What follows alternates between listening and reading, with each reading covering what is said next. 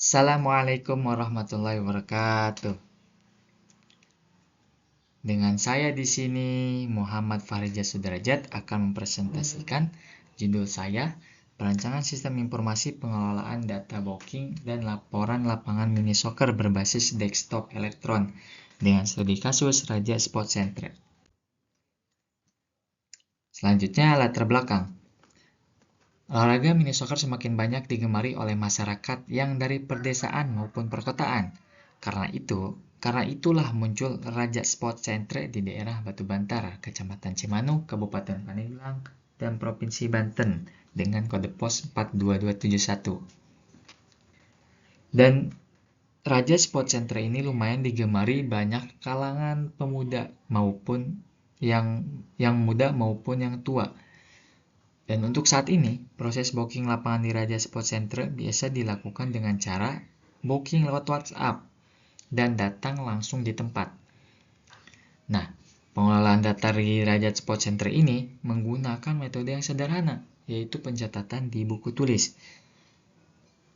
Ketika pelanggan membooking lewat WhatsApp ataupun datang langsung di tempat, maka pengelola Raja Sport Center ini akan menulis nama, tanggal main, jam bermain, durasi bermain, hingga nomor WhatsApp-nya itu ditulis melalui pencatatan di buku tulis. Selanjutnya, permasalahan sistem.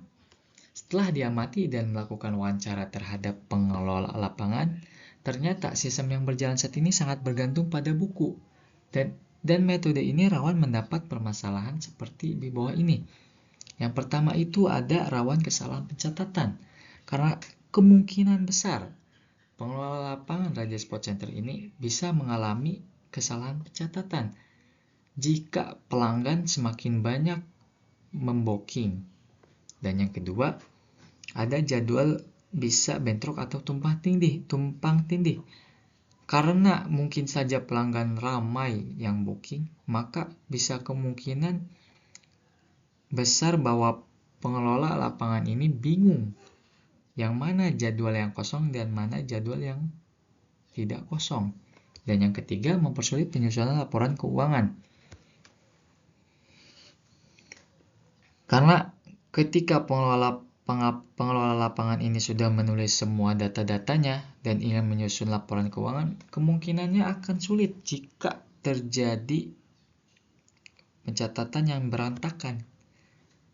Dan yang keempat, data mudah rusak atau hilang.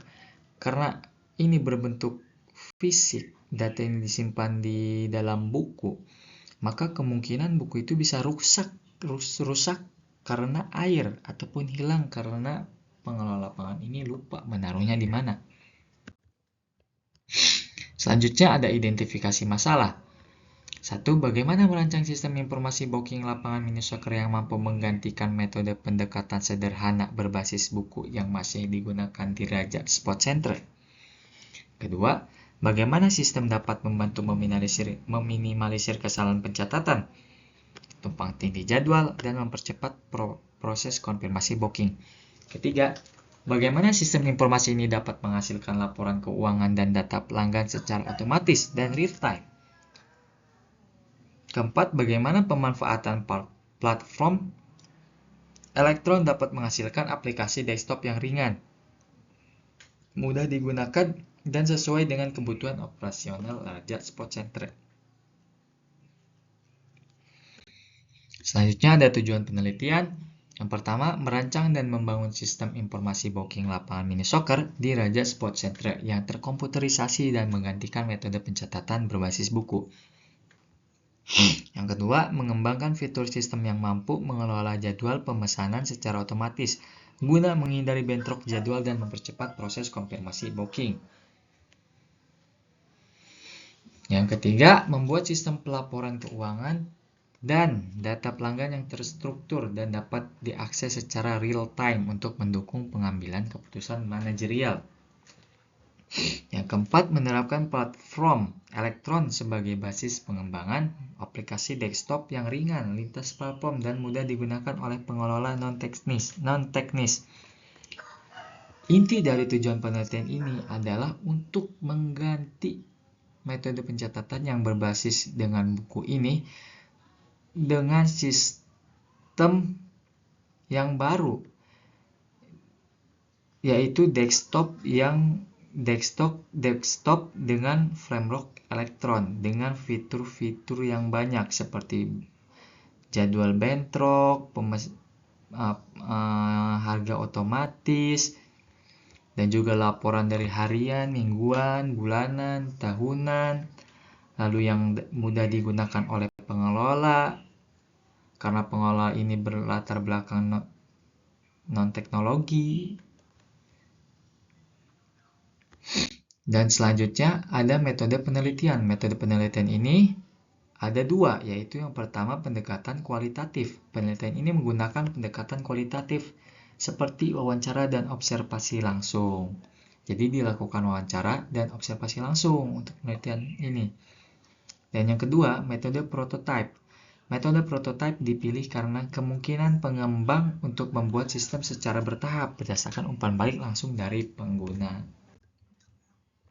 Selanjutnya ada analisis sistem berjalan. Di analisis sistem berjalan saat ini itu yang pertama ada aktor. Aktornya itu terdapat pelanggan. Yang pelanggan bisa melakukan pemesanan dan pembayaran. Kedua, pengelola. Pengelola bisa mencatat data pelanggan, mengecek jadwal, dan mengelola laporan.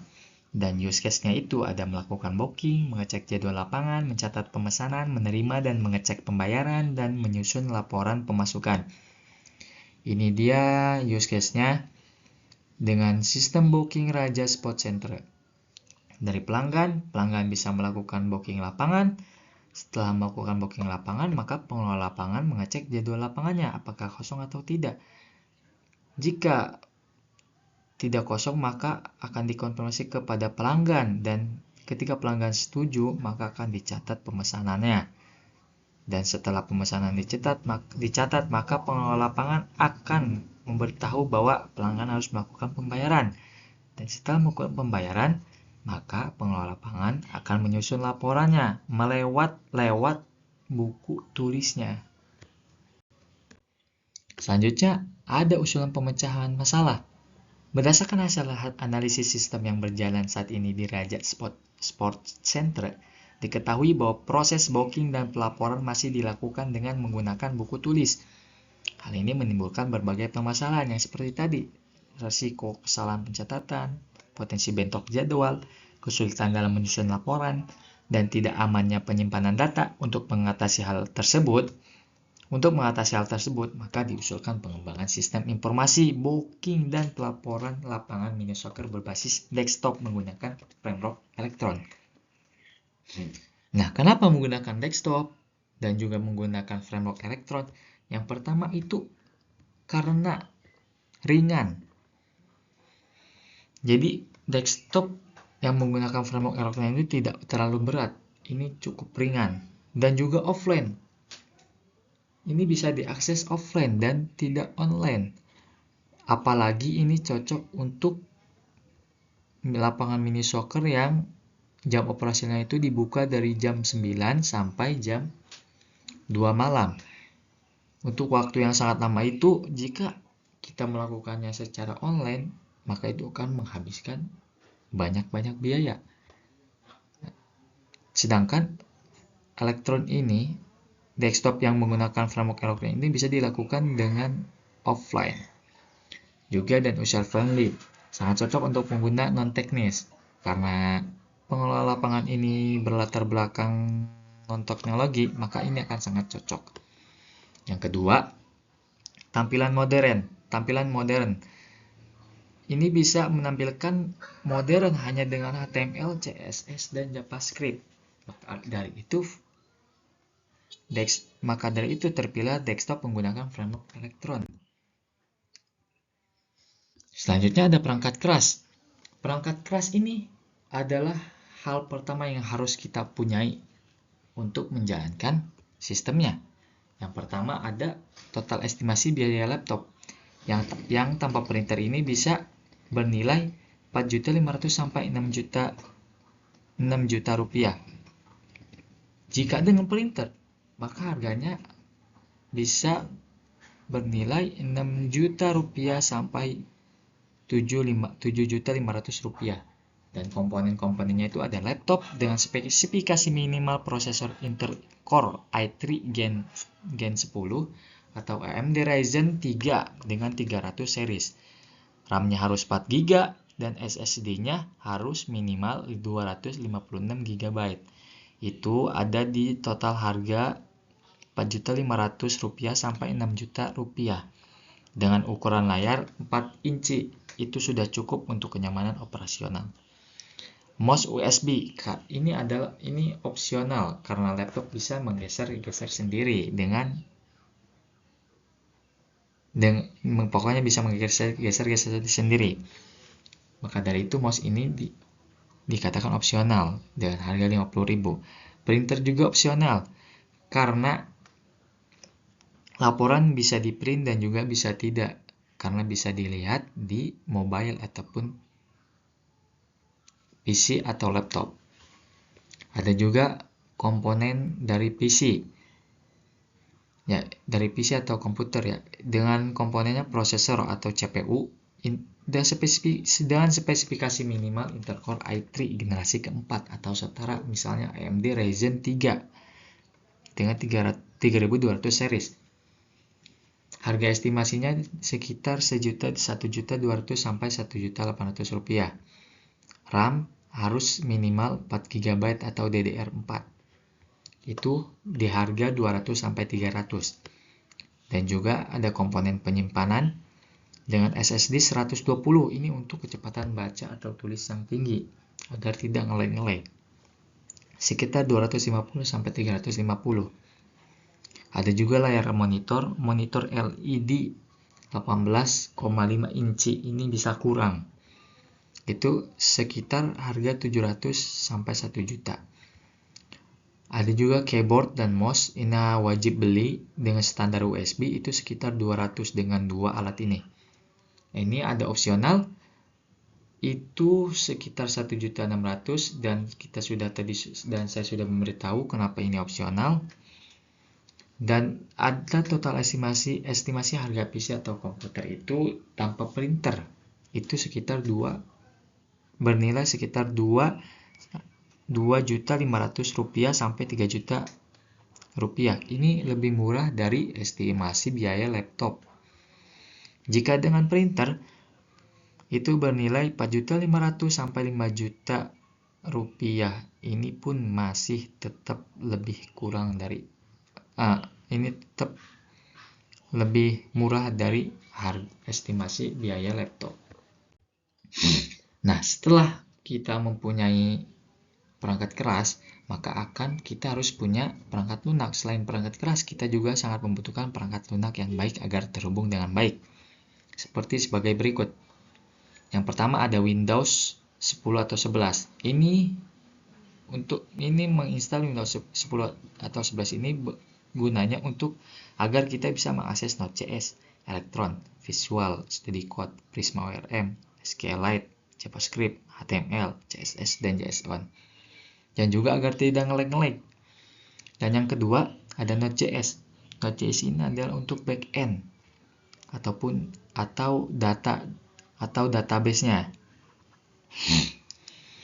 Dan ada juga Electron. Electron ini adalah framework-nya yang nanti akan diakses lewat Visual Studio Code. Dan ini Visual Studio Code ini istilahnya adalah cangkang untuk mengakses Electron dan Node.js ini. Prisma ORM ini juga adalah database yang harus diakses di dalam Visual Studio Code. SQLite ini adalah aplikasi sendiri, dia harus di-download. Ini di luar dari Visual Studio Code, ini juga untuk database. Dan JavaScript, HTML, CSS, dan JSON ini adalah codingan yang harus diakses lewat Visual Studio Code. Maka semua ini itu diaksesnya lewat Visual Studio Code. Selanjutnya ada rancangan algoritma. Algoritma dalam sistem ini untuk memastikan bahwa setiap proses berjalan sesuai alur. Dimulai dari login, input pemesanan, validasi ketersediaan jadwal, pencatatan data, hingga perhitungan biaya dan pelaporan. Dalam algoritma yang saya buat, ini berbentuk flowchart sebagai berikut. Dari sisi kiri untuk flowchart login. Nah, ini untuk flowchart login. Dimulai dari start, lalu input username dan password. Jika username dan password benar, maka akan mengecek data. Jika salah, maka harus menginput kembali username dan passwordnya. Dan jika benar, maka dia akan load database dan masuk ke dalam dashboard. Nah, setelah itu selesai. Dan dari kanan ada flowchart utamanya, yang dimulai dari start, input data pelanggan, lalu mengecek kelengkapan data. Jika tidak lengkap, maka dia harus menginput kembali. Dan jika dia sudah selesai, maka sistem akan mengecek jadwal yang tersedia. Jika tidak tersedia, maka akan tampil notifikasi bentrok. Dan jika iya, maka dia akan menyimpan data reservasi ini di laporan booking. Dan setelah itu maka akan hitung total biaya. Ini akan dihitung secara otomatis. Setelah itu akan ditampilkan di laporan. Dan setelah itu pun selesai. Selanjutnya ada rancangan input. Rancangan input dalam sistem informasi booking dan laporan lapangan mini soccer di Raja Sport Center merupakan bagian penting yang menentukan akurasi dan integritas data yang diperoleh oleh sistem. Yang pertama, kita biasanya menginput dari data pelanggan. Biasanya menginput data pelanggan atau WhatsApp. Data pemesanan, biasanya kita menginput hari dan tanggal main atau memasukkan hari dan tanggal main, memasukkan jam mulai main, memasukkan durasi bermain. Dan yang ketiga ada data pembayaran, biasanya memasukkan status pembayarannya, apakah sudah DP atau belum DP atau lunas. Dan dengan nominal DP-nya pula. Metode pembayarannya pun apakah dilakukan dengan transfer atau tunai. Dan keempat ada mekanisme validasi di setiap input. Yang pertama itu validasi format waktu dan tanggal untuk memastikan penulisan waktu sesuai standar 24 jam. Ada lagi validasi durasi dan perhitungan biaya otomatis. Di mana sistem secara otomatis menghitung total harga berdasarkan jam main. Berapa jam mainnya dan berapa harga per jamnya dari lapangan itu, maka itu akan dikali. Maka akan terjadi perhitungan biaya otomatis dari situ, dari perkalian jam main dikali harga per jam lapangan. Selanjutnya ada validasi jadwal bentrok, yaitu sistem akan melakukan pengecekan otomatis. Jadi akan dicek otomatis apakah jadwalnya bentrok atau tidak. Jika bentrok, maka akan keluar notifikasi bentrok. Jika tidak, maka akan lanjut ke tahap selanjutnya. Dan agar tidak ada jam yang sama di lapangan tersebut. Dan selanjutnya ada validasi kolom wajib, seperti nama dan jam main, ini wajib diisi. Dan juga WhatsApp juga wajib diisi, agar tidak kosong saat proses penyimpanan dilakukan. Dan ketika tidak diisi, maka tidak akan bisa masuk ke dalam tahap selanjutnya. Dia harus tetap mengisi kolom yang wajib diisi. Selanjutnya ada perancangan proses. Yang pertama biasanya proses itu ada proses login. Pertama itu ada proses login dulu, memasukkan password dan username. Maka selanjutnya akan ada proses pemesanan booking, pengelola yang mengisi data pelanggan melalui form pelanggannya, dari nama, WhatsApp, jam main, dan seterusnya. Dan yang ketiga ada proses pembayaran. Akan terjadi proses pembayaran, yaitu proses booking, proses DP, apakah sudah DP, belum DP atau lunas. Dan yang keempat ada proses penyusunan laporan. Nah, setelah itu semua itu akan ada data yang tersimpan. Dan data yang tersimpan itu akan digunakan untuk menyusun laporan harian, bulanan, dan tahunan secara otomatis. Jadi akan ada laporan harian, bulanan, dan tahunan secara otomatis setelah data-data itu tersimpan. Selanjutnya ada proses edit dan hapus booking. Nah, jika ada pelanggan yang akan membatalkan bookingnya dan juga akan dan juga ingin merubah jadwal-jadwalnya, maka pengelola dapat memperbarui dan menghapus data booking itu jika terjadi perubahan-perubahan yang dilakukan oleh pelanggan. Selanjutnya ada rancangan output. Output ini adalah keluaran, maka yang pertama itu ada rancangan keluaran jadwal pemesanan harian dan mingguan. Ini akan menampilkan dalam tabel atau kalender dan dapat difilter berdasarkan tanggal. Yang kedua adalah laporan pemasukan. Jadi, pemasukan hariannya dapat berapa, bulanannya berapa, tahunannya berapa, dan ini akan menampilkan total pemasukan, jumlah booking, dan status pembayaran, jumlah bookingnya berapa, harganya berapa, pendapatan berapa, status pembayarannya apakah sudah lunas, apa belum, apakah ngutang. Dan yang ketiga ada status pembayaran, ya kan? Ini apakah status pembayaran belum DP, sudah DP atau lunas. Ini akan ditampilkan di halaman booking, di halaman admin, laporan-laporannya. Selanjutnya ada data pelanggan. Data pelanggannya yang menampilkan nama, nomor HP, histori pemesanan. Jadi semua ini akan digabung dengan seperti nama, tanggal, jam main, nomor WhatsApp untuk dihubungi, jam selesai, durasi bermainnya, apakah sudah status pembayarannya, apakah sudah DP, apakah sudah lunas. Dan di situ ada juga edit, ya kan? Bisa diedit, bisa dihapus. Next. Selanjutnya ada perancangan aplikasi. Nah, ketika aplikasi ingin dirancang, maka kita harus melakukan dengan 3 hal. Ini salah ini. Duplikat. Yang pertama ada front end. Front end ini tampilannya. Karena kita tampilannya akan menggunakan HTML dan CSS agar lebih menarik. Dan untuk back end-nya ini data dalamnya, maka itu akan menggunakan Node.js dan JavaScript. Ini duplikat. Dan untuk yang ketiga itu ada database. Database kita akan menggunakan SQLite dan Prisma.wm. Dan ini database-nya. Ini database untuk admin loginnya, dan ini pelanggannya, nomor WhatsApp, dan ini lapangannya, apakah lapangan A, B, atau 1 atau 2, harga per jamnya, dan ini untuk pemesanannya, ada tanggal main, data pemesanannya, jam main, nama bermain, jam selesai, ini akan terisi otomatis dengan jam main ditambah lama bermain. Dan total harga akan terisi otomatis jika jam main dikali harga per jam dari lapangan ini. Dan status pembayarannya apakah belum lunas, apakah sudah DP, apa belum. Selanjutnya ada rancangan user interface. Yang pertama itu ada halaman login. Ini adalah halaman loginnya, tampilannya begini.